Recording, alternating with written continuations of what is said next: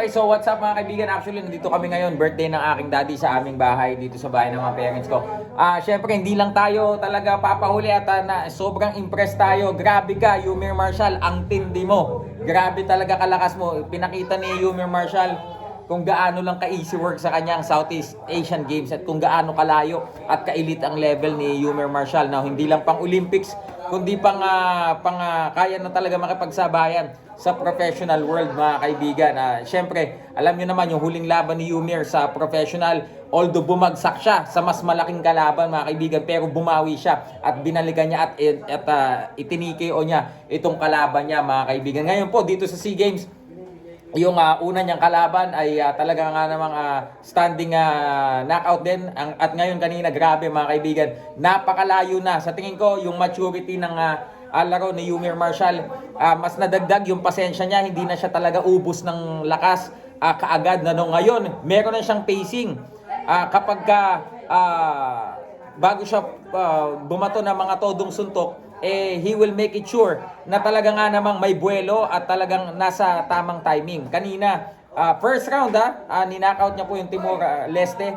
Pinasuntok niya po muna ng ilang ulit at nung siya ay nakarecover sa kanyang lakas at nakita niyang talagang open itong kanyang kalaban, talagang ang ganda ng mga kombinasyon na kanya pong pinakita. Makikita niyo po doon pag na-review niyo sa page po ni Yumir Marshall.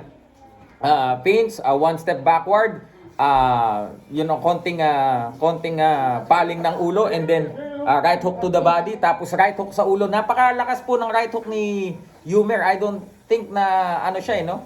Tingin ko kanan talaga to na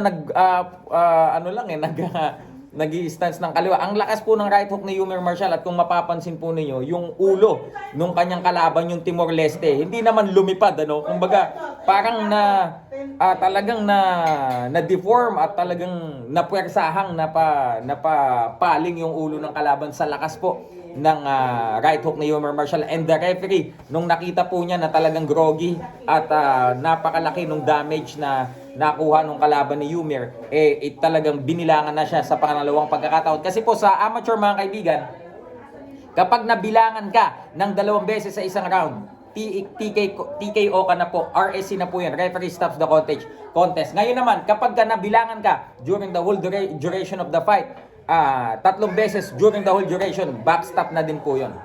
Okay, sa amateur din po, mas makakapal na gloves ang gamit, kaya kung minsan, ba't ganun, hindi niya na-knockdown. Unlike sa pro, ang bilis maka-knockdown. Sa pro po mga kaibigan, mas maninipis po ang glove doon, mas makakapal naman ang hand wraps.